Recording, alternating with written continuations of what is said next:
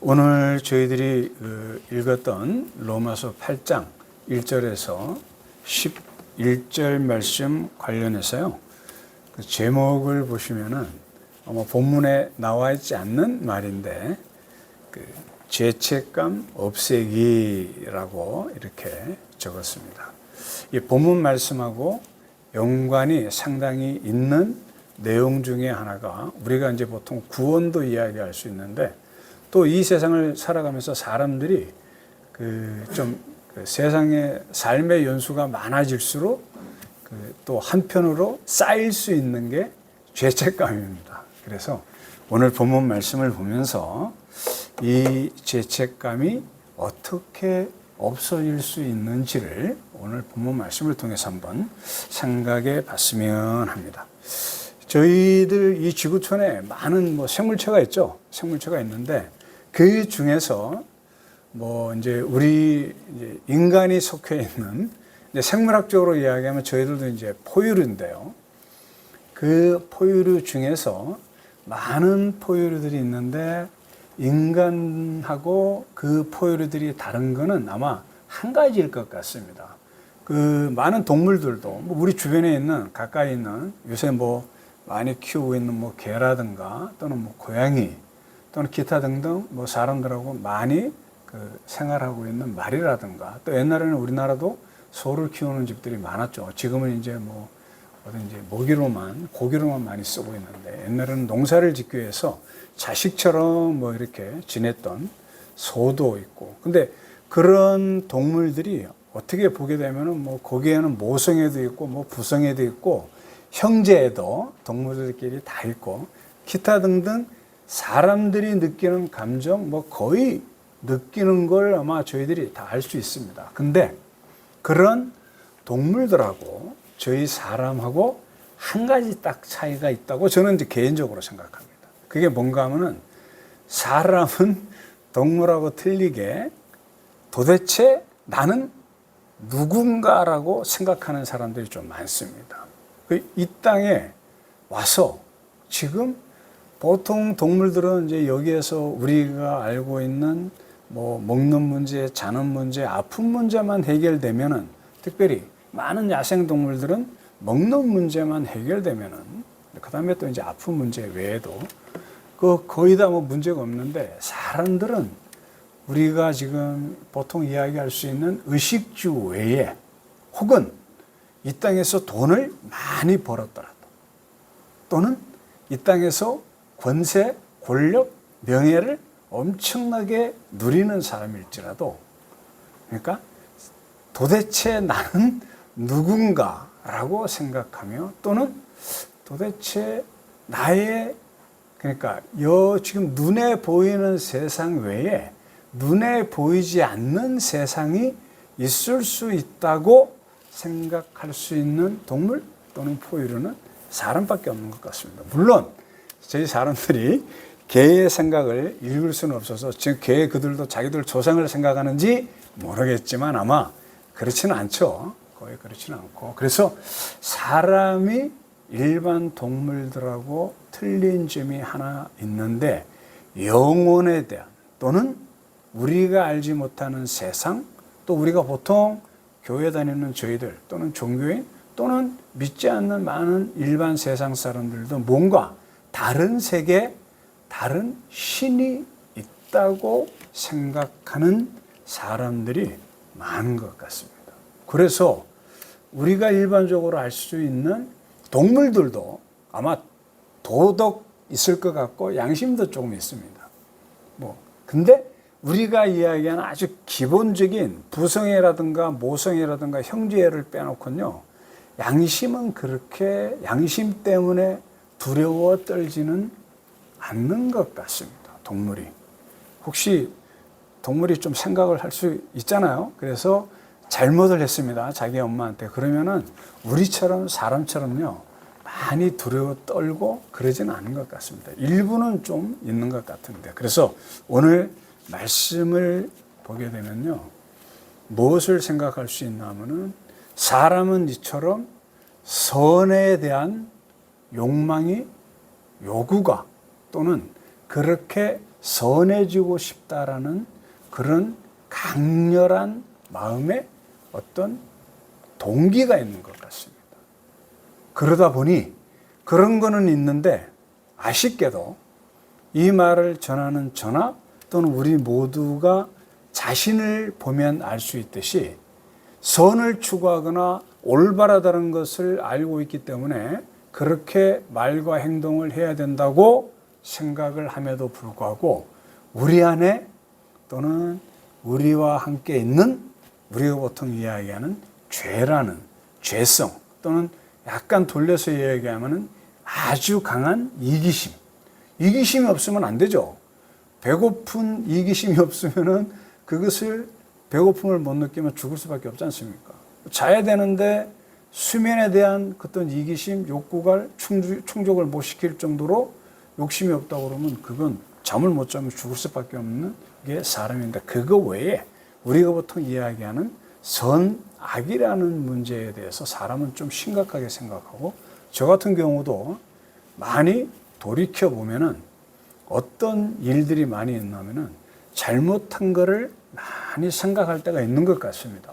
제가 처음에 주님을 만날 때도 마찬가지였고 그 전에도 사실은 잘못한 것을 생각하면서 후회하거나 이렇게 하면 안 되지라고 생각을 했음에도 불구하고 잘 되지 않는다. 올바르게 이렇게 해야 된다는 걸 알면도 불구하고 예를 들어 아주 간단한 예로 술을 좋아하는 사람이 있습니다. 그 사람이 술을 너무 많이 먹으면 적당히 즐기는 건 좋은데 너무 많이 먹으면 안 된다는 걸 아는데 그것을 술 좋아하는 사람들이 그것을 감당이 잘 안 됩니다. 그래서 우리가 아는 것처럼 요새는 많은 알코올 치료하는 그런 요양시설도 있을 정도입니다. 문제는 이길 수 있는 힘이 우리 인간들에게 많지 않다는 것이 문제입니다. 그것을 생각하며 오늘 한번 말씀을 보게 되면 이거 굉장히 로마서는 우리가 교회 다니는 분 잘 알고 있겠지만 많은 사람들이 예수 그리스도를 만나는 그런 성경입니다. 만났던 성경입니다. 그래서 이야기만 하면은 다 알 수 있는 많은 사람들이요. 도대체 죄의식에서 아까 이야기하는 또는 잘못했는 죄책감 때문에 그것이 우리 머리에 남아있던 또는 무의식 속에 남아있던 그거로 인해서 많은 어려움을 겪고 있던 사람이요. 이 로마서를 통해서 한 번에 죄책감으로부터 해방되는 역사를 그런 경험들을 많은 사람들이 겪었던 아주 귀한 성경이 전체가 다 귀한 말씀들이지만 특별히 그런 믿음 또는 우리가 말하는 구원이라는 그런 것을 찾을 수 있는 굉장히 귀한 말씀인데 1절과 2절 이렇게 생각합니다. 아까 지금 이야기한 것처럼 첫 번째 우리 사람들 간에 있는 죄책감. 근데 우리가 이미 먼저 띄어서 이야기하면 하나님께서는요 온전히 거룩하시기 때문에 우리 하나님을 믿는 사람들한테 하나님은 말씀하시기를 말과 행동에 따라서 정확하게 심판하시는 하나님입니다. 만약에 그런 하나님이 아니시다. 우리 세상에는 회색지대가 많죠. 그리고 선이라고 하더라도 그 선 안에 많은 잘못된 것들이 개입되어 있는 선을 빙자한 잘못들이 세상에는 있지만 하나님한테는 그런 게 없습니다. 그래서 제가 하나님을 믿으면서 많은 분들한테 하나님을 소개하는 여러 가지 이유가 있죠. 우리가 아는 사후세계, 영생, 그죠? 영원한 축복도 있는데 또는 이 세상을 살면서 저희들이 억울하거나 또는 아주 이런 것들은 없었으면 좋겠다는 것을 온전히 없앨 수 있는 세상이 있는데 하나님의 세상입니다. 그래서 저는 하나님을 소개하고 싶은 마음이 있는 사람입니다. 근데 오늘 말씀 시작할 때 이렇게 됩니다. 그러므로 이제 그리스도 예수 안에 있는 자에게는 결코 정죄함이 없다. 이게 무슨 말이야? 여기 정죄함이 없다는 소리는 죄가 없어졌다고 이야기하시는 겁니다. 그러니까 예수 안에 있는 사람은 죄가 없다. 죄 있다고 하지 않는다고 말씀하시는데 이 말을 하는 저나 이 말을 듣는 우리나 교회 밖에 있는 어떤 사람도 아쉽게도 우리가 지금 앞에 있는 것처럼 죄 없는 사람은 아무도 없습니다. 어느 누가 혹시 나는 죄를 한 번도 짓지 않았다? 죄의 경중은 있을 수 있을지 몰라도 죄를 절대로 안 지은 사람이 없습니다. 아주 간단한 예를 우리가 잘 아는, 평소에 제가 좋아서 많이 이야기하는 십계명만 이야기하더라도 5계명 부모를 공경하라 라고 이야기한 그 말씀 한마디, 십계명 중에 5계명만 보더라도요, 여기에 있는 저부터도 우리 어머니 아버님 생각해서 보면 참 부모님 경공 제대로 못했다 라고 생각할 수밖에 없고요. 그 다음에 또 있는 말 한 가지 중에 거짓말하지 말라는 게 있습니다. 거짓말하지 말라는 계명이 있는데 우리에게 살면서 혹시 나는 여태까지 살아오면서 절대로 거짓말 안 했다 라고 이야기하면 그 사람 완전한 거짓말이거나 또는 우리가 말하는 이성이 없는 사람일 확률이 높습니다. 정상적인 사고를 갖고 있는 사람은 절대로 자기 자신이 이 땅을 사는 동안에 절대로 우리가 거짓말을 하지 않았다고 이야기합니다. 심지어는 우리가 이제 우리 교회 주변에도 많은 식당들이 있고 꼬마들도 왔다 갔다 하는데 그 꼬마들 보면서 저도 이야기합니다. 너무나 멋있다, 너무나 잘생겼다, 너무나 예쁘다라고 이야기하는데 실제는 안 그럴 수 있습니다. 예를 들어 할아버지 할머니 눈에는 그 손주 손녀가 진짜 이 세상에 어떤 그죠? 진짜 귀한 잘생긴 배우보다도 더 멋진 왕자님일 수 있고 이 세상에 그 아주 가장 예쁘다고 하는 배우들보다 더 예쁜 그죠? 손녀일 수 있으나 다른 사람 눈에는 그렇지 않을 수 있는데 우리는 그럼에도 불구하고 그 손자 손녀를 보고 이렇게 이야기합니다. 혹시 조금 그 자기 기준에 좀 맞지 않더라도 좀 멋있다, 예쁘다, 진짜 귀하다, 왕자처럼 생겼다라고 저도 많이 이야기하는데 그거 회색 거짓말일 때 많지 않습니까? 그죠? 그런 거짓말도 사실은 죄입니다. 어떻게 이야기하면. 그래서 우리가 죄에서는 벗어날 수 없는데 여기에 죄가 없다고 이야기하는데 2절 이렇게 이야기합니다. 이는 그리스도 예수 안에 있는 생명의 성령의 법이 죄와 사망의 법에서 너를 해방했다고 이야기하십니다. 법이 2개가 있는데요. 하나는 율법입니다. 지금 제가 이야기했던 살인하지 말라, 도둑질하지 말라, 거짓말하지 말라, 이웃의 물건을 탐내지 말라는 율법의 생명입니다. 그 생명입니다. 그것이 없으면 이 세상의 질서가 공정함이 없어지기 때문에 당연하게 지켜야 되는 생명의 법입니다. 율법입니다. 그리고 한쪽에는 2절에 지금 이야기하는 것처럼 성령의 법입니다. 예수 그리스도 안에 성령이 있는 법. 근데 이 율법으로는 지금 이야기한 것처럼요. 제가 조금 전에 우리가 한번 말씀을 나눈 것처럼요. 절대로 자기 힘으로 이 율법을 온전하게 지킬 사람은 과거에도 지금도 앞으로도 없습니다. 절대로 없습니다. 그것은 만고불변의 진리라고 생각합니다. 제 자신을 볼 때 그리고 많은 역사 이래에 많은 뛰어난 지혜자들이 지식인들이 또는 많은 우리가 말하는 이런 종교인들이 계속해서 이야기하는 게 죄는 잘못됐다고 이야기하고 이렇게 살아야 된다고 이야기하는데 그 기준에 온전하게 100% 합할 사람은 없다. 근데 지금 여기에서 2절에서 이야기하는 죄와 사망의 법에서 너희들을 해방시켜줬다는 생명의 법, 성령의 법은 뭔가 하면요. 예수 그리스도를 통해서 예수 그리스도의 십자가 죽음, 대속의 죽음을 통해서 우리들의 죄가 없어졌다고 하나님이 인정해 주시는 것은 가능합니다. 우리 기독인들은요. 자기 힘으로 내가 열심히 율법, 계명, 세상의 법을 지켜서 의롭다 인정받는 사람들이 아니고 여기 2절에 나와 있는 것처럼요. 예수 안에 있는 성령의 법에 의해서 죄인이지만 의롭다 인정해주는 하나님의 은혜 때문에 의인이다 라고 스스로 생각할 수 있고요. 그러한 죄사함을 믿는 사람들은 앞에서 이야기한 사람이 자기 힘으로 벗어날 수 없는 죄책감에서 가볍게 벗어나.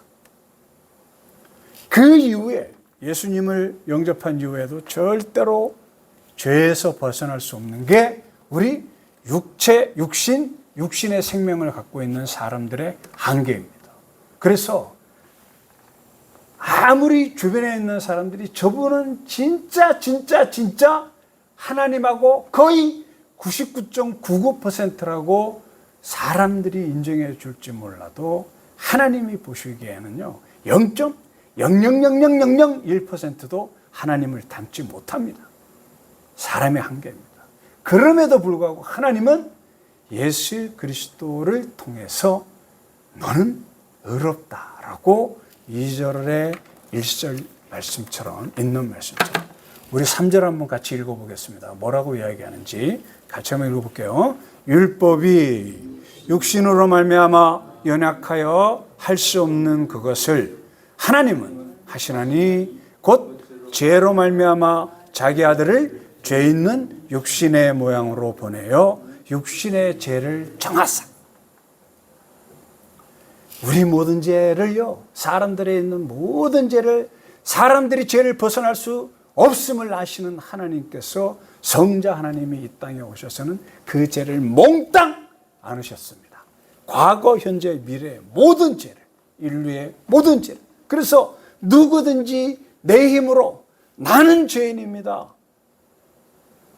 나는 죄가 있는 사람입니다. 나는 죄를 지었습니다. 내 힘으로 이 죄를 완전하게 극복할 수 없습니다라고 고백하며 예수님 앞에 나오시는 분들은 4절과 같은 축복을 받습니다. 제가 한번 읽어드리겠습니다. 육신을 따르지 않고 그 영을 따라 행하는 우리에게 율법의 요구가 이루어지게 하려 하심이니라. 이 율법의 요구가 이루어진다는 소리는 뭔가 하면요, 죄값은 꼭 치러야 되는데 그 죄값을 내 대신해서 치르는 역사가 예수 그리스도의 십자가의 죽음입니다. 이게 바로 생명의 법이고 성령의 법입니다. 이렇게 된 사람은요, 제가 말씀드리는데 그 이전에 8이라는 죄를 갖고 있으면요, 이렇게 예수 그리스도를 영접한 이후에는 내 안에 있는 8이라는 죄가 점차 줄어서 7, 6, 5, 4, 3, 2, 1로 막 변하는 역사가 일어납니다. 이거 간단한 예로 우리 이해하기 쉽게 이런 예 한번 들어볼게요. 어떤 정원사가 있었습니다. 2명의 정원사가 있는데요. 한 명은 베테랑, 그러니까 아주 능력이 뛰어난 정원사였고요. 한 명의 정원사는 저처럼 이제 조금 정원사의 길로 들은 사람이었습니다. 근데 이제 초보 정원사가요, 딱 잔디를 키우고 있는데 이게 잔디가 자라기도 전에 그냥 잡초가 그냥 막 너무너무 빨리 자라는 거예요. 자기가 틈만 나면 아침 먹고 나가서 잡초 뽑고, 잔디를 살리기 위하여 점심 먹고 나가서 잡초 뽑고, 저녁 먹고 나가서 잡초 뽑고, 자다가 눈을 벌떡 뜨면은 시간이 나오면 또 쫓아나가서 정원에 있는 잡초를 뽑았단 말입니다. 그렇게 열심히 노력을 했음에도 불구하고 지금 저희들이 지금 이제 그 하절기인데 이제 땅을 조금 있고 주변에 잡초가 있어 본 분들은 아는데 이거는 뭐 일주일만 있으면 뭐 엄청납니다. 그죠? 알잖아요. 우리 교회 주변에도 밖에 보게 되면요, 조그마한 씨앗이 조금 떨어져 있는데 금방 하루 이틀 사이에 막 팍팍 올라오는 게 보입니다. 그렇게 잡초의 생명력이 강해서 그렇게 밥 먹고 아침 저녁 또는 밤에 자다 일어나서 뽑았음에도 불구하고 그 잡초를 제대로 제거할 수 없었습니다. 그래서 고민하다가 자기보다 훨씬 경험이 많은 아주 유능한 베테랑 정원사한테 물어보니까 그 정원사가 이렇게 이야기하는 겁니다. 너처럼 그렇게 열심히 잡초 뽑아봐야 절대로 잡초 없애지도 못한다. 그렇게 이야기하면서 뭐라고 이야기하냐면 차라리 잔디를 더 많이 심어봐라 라고 이야기합니다. 지금 잔디가 심겨진 상태에서 주변에 약간의 땅들이 있는 상황에서요, 거기에다가 이 말을 듣고는 이 초보 정원사가 열심히 진짜 잔디를 심었습니다. 그러니까 어떤 일이 일어나면 조금 더 진짜 보니까 자기가 그렇게 잡초를 뽑아도 막 무성하던 게 잔디를 조금씩 여유 공간 있는 데마다 조금씩 심고 하니까 이게 잡초가 막 튼튼하게 쫙 뿌리를 내리면서 잡초가 퍼지는 게 보이면서, 잡초가 아니고 잔디가 퍼지는 게 보이면서 그 자기가 키우던 정원의 잔디밭에서 잡초들이 점차 사라지는 걸 봤습니다. 이분은 잡초를 뽑은 것이 아니고 유능한 정원사의 말을 듣고 잔디를 심었습니다. 그러니까 진짜 그 주변에 있던 잡초들이 없어지는 것을 발견했다고 하는 말이, 잘 생각해 보면 지금 여기에서 앞에서 읽었던 저희들 이 로마서의 말씀입니다. 우리가 살인하지 말라. 이 살인은 가장 간단한 예로 미워하면 전부 다 살인이라고 예수께서 말씀해 주셨는데, 여기 살아가면서 저희들이 미워하지 않는 사람 없습니다. 아주 간단한 예로 정치인들 보면서요, 혹시 좌파에 있는 사람은 우파에 있는 사람을, 또는 우파를 따르는 사람은 좌파에 있는 사람을 미워할 수밖에 없습니다. 세상 사는 게.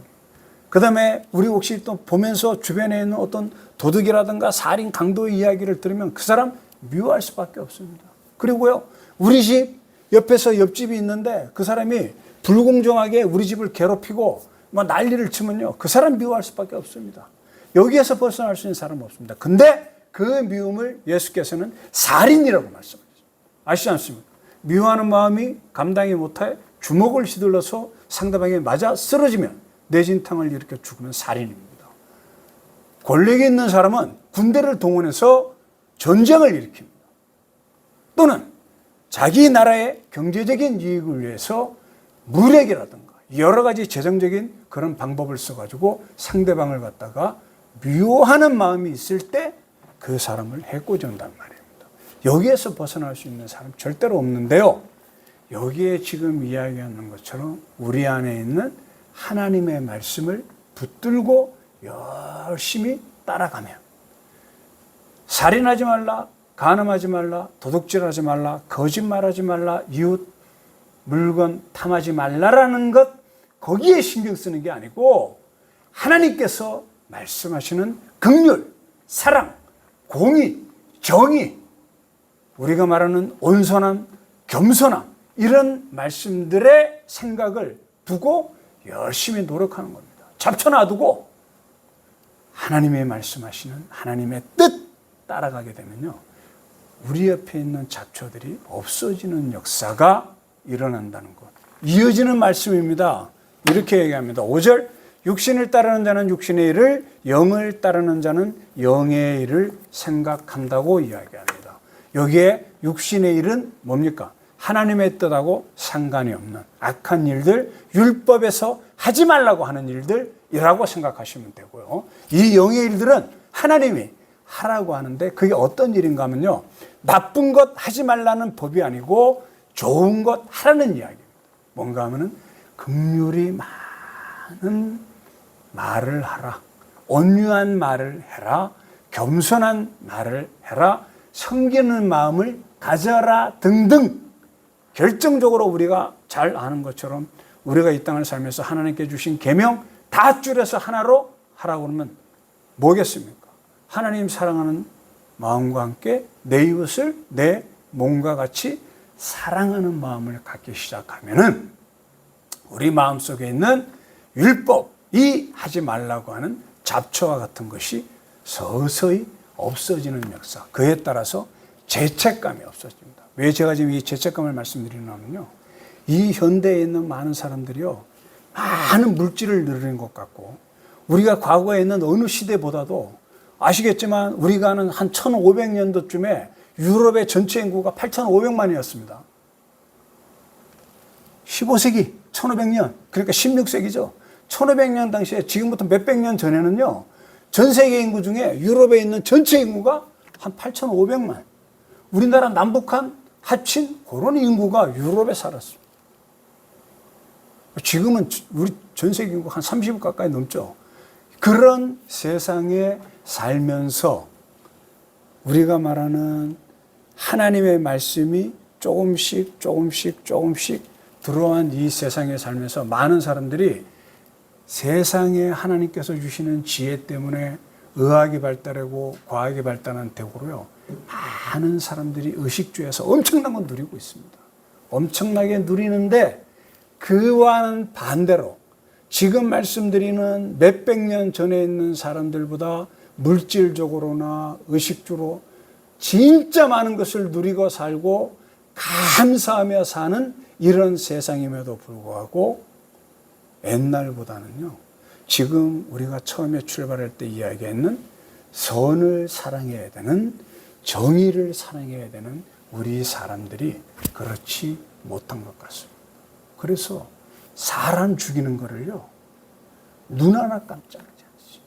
제가 요새 가끔 텔레비보다 진짜 막 진절머리 나는 것 중에 하나가 뭔가 하면은, 이 사람을 죽인 놈이 얼굴을 보면, 그런 걸 왜 자꾸 뉴스에 내는지 모르겠는데 표정 하나 변하지 않습니다. 아주 새파랗게 젊은 놈이, 도대체 우리는 옛날에 그 조금만 잘못하더라도 어른들 앞에 가가지고 진짜 막 쭈그려가지고 어깨 움츠리고 뭐 표정부터 잘못됐다니, 이게 그것만 그렇습니까? 뭐 전쟁을 일으키는 권력자들요, 남의 나라 지금 사람이 죽어가지고 그거를 보면서 그냥 아주 웃으면서 이야기하잖아요. 아무리 적이지만. 그러니까 그런 세상에 지금, 그래서 그게 개인도 마찬가지입니다. 그래서 많은 사람들을 보면서 저희들이, 우리 믿는 사람들이, 아마 다들 믿는 분들이 보는 게 있는데, 우리 많은 세상 사람들을 보면서 뭐를 느끼게 하면요, 그 안에 진짜 슬픔이 많습니다. 이렇게 말을 하게 되고 조금 이렇게 형편을 이렇게 이야기하고 조금 나눠서 들어가면요, 뭐 저도 그런데 그런 아픔이 없는 사람이 없습니다. 이런 세상에 저희들이 사는데, 그래서 이게 드러나지 않는 우리 무의식 안에 있는 이런 죄책감이나 잘못된 것들 때문에, 죄책감 외에 반대도 있을 수 있죠. 그래서 많은 사람들이 먹고 사는 거는 아주 문제가 없는데 아파합니다. 아마 여기에 벗어날 수 있는 사람은, 이게 현대의 가장 큰 특징 중에 하나가 그건 것 같습니다. 지금 본문 말씀에서 하나님께서 말씀해 주시는 것은 그거 없앨 수 있다고 말씀해 주시는 건데, 그거 없앨 수 있는 것은 예수 그리스도라고 말씀하시는 거예요. 출발이 너희들이 계명을 지키려고 노력하지 말고, 내가 이 땅에 왔었으니 나를 구세주로 잡으라고 이야기하는 겁니다. 너희 힘으로 악한 마음을 없애려고, 악한 잡초를 없애려고 하지 말고 내가 주는 긍휼의 잔디를 심으라고 말씀하시는 겁니다. 내가 주는 공의의 잔디를 심으라고 말씀하시는 겁니다. 내가 주는 사랑의 잔디를 심으라고 말씀하십니다. 이 말씀 따라서 예수 그리스도를 붙잡는 분은 우리들입니다. 하나님 안에서 하나님이 주시는 평강을 누릴 수 있습니다. 이거 뒤에 있는 말을 다 그거 하지 않지만 이렇게 생각하면, 간단하게 육신을 따르는 사람의 특징은 뭔가 하면요, 세상에서 돈 버는 거, 열심히 돈 버는 거, 성실한 거 좋은데 하나님보다 돈을 사랑하시면 안 됩니다. 그러면 세상 사람이든 교회 안의 사람이든 사고칩니다. 하나님보다 돈 사랑하시면 안 됩니다. 두 번째, 성공하기 위해서 열심히 당연하게 노력해야 되는데 하나님보다 앞세우면 안 됩니다. 그러면 사고칩니다. 그러면 하나님으로부터 멀어집니다. 아까 이야기하는 죄책감 벗어날 수 없습니다. 그 다음에 자기한테 잘못하는 사람 당연하게 미워할 수 있습니다. 그런데 하나님께서 말씀하시기를 용서하라고 했는데 만약에 용서하지 못하면요, 어떤 일이 일어나면요, 하나님이 우리 앞에 묻습니다. 나중에 너 나처럼 용서해 봤어? 라고 이야기할 때 예수께서는 죽기까지 용서하셨어요. 그거 한번 우리가 생각을 해봐야 됩니다. 우리가 사람이 살면서 쾌락, 우리가 뭐 오락 좋아할 수 있습니다. 근데 그 쾌락이나 오락이 하나님보다 앞세우면 안 됩니다.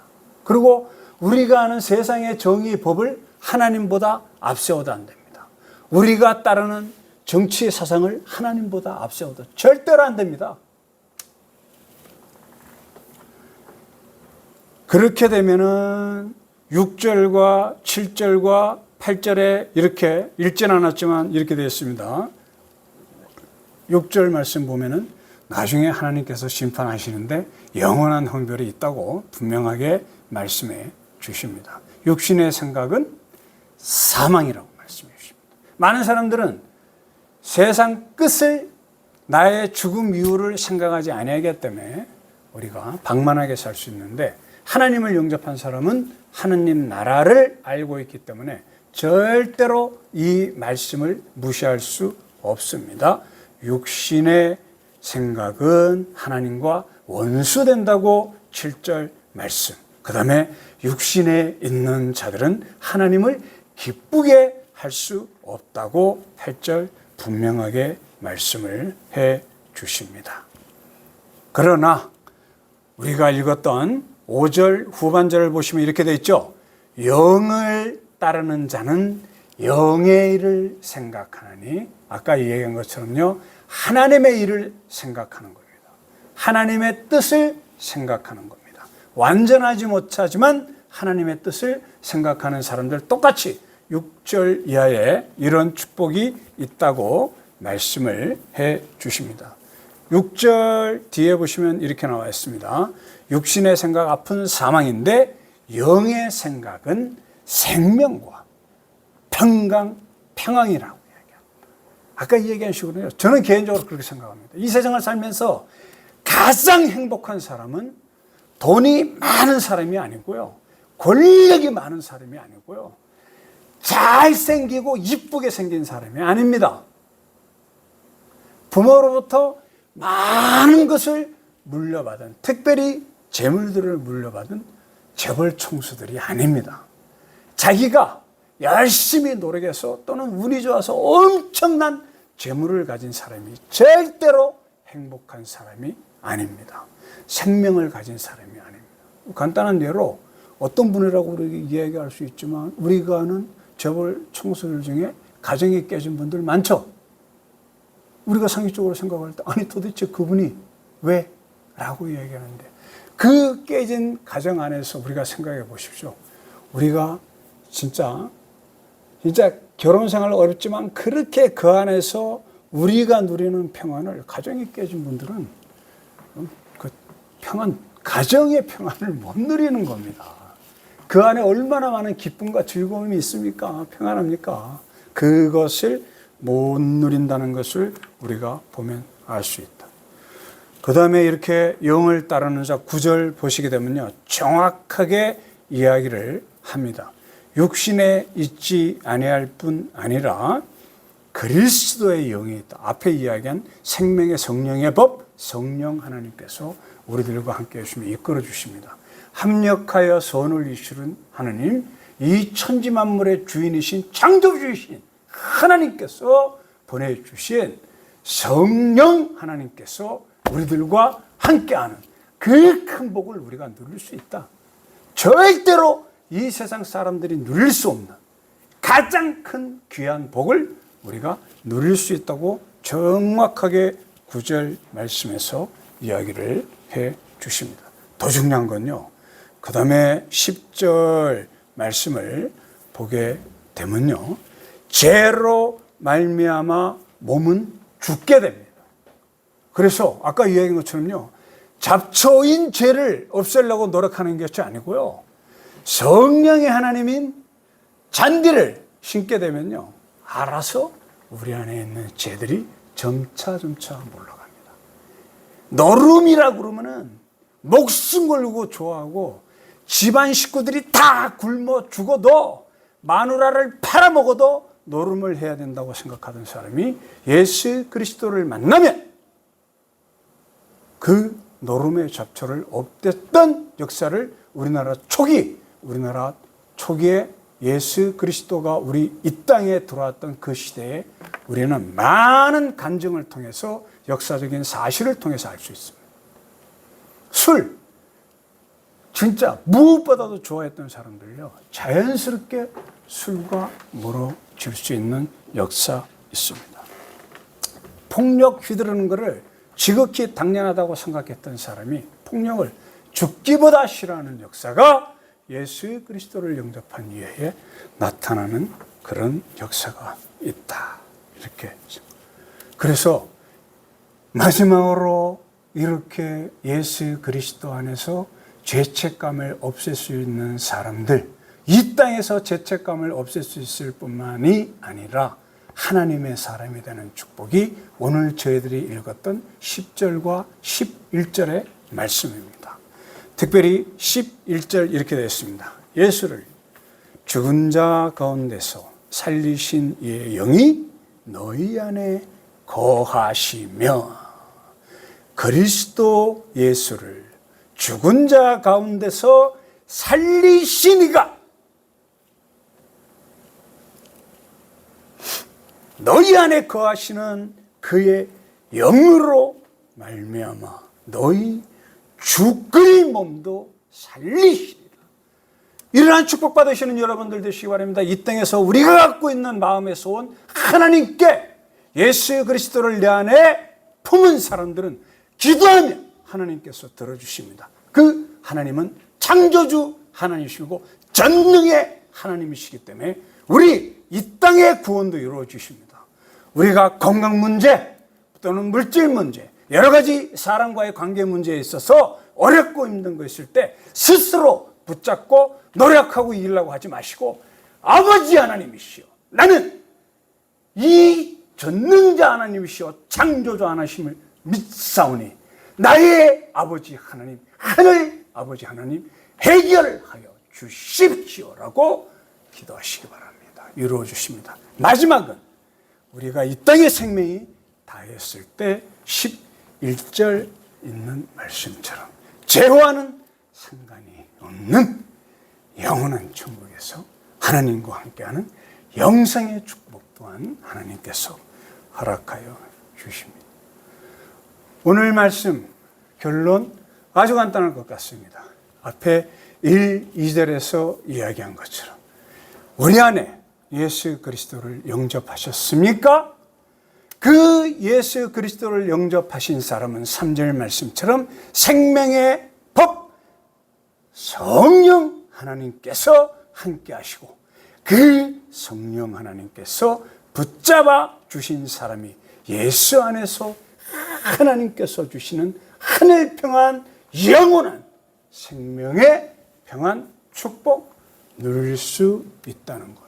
또한 우리가 이 땅에서도 우리의 마음의 소원이 해결되는 역사 또한 있을 것이라고 오늘 말씀에서 이야기해 주고 있습니다. 이런 축복 받으시는 역사 믿으셔서 하나님께서 준비하신 축복 모두 받는 우리 모두가 되기를 축원드립니다. 아멘.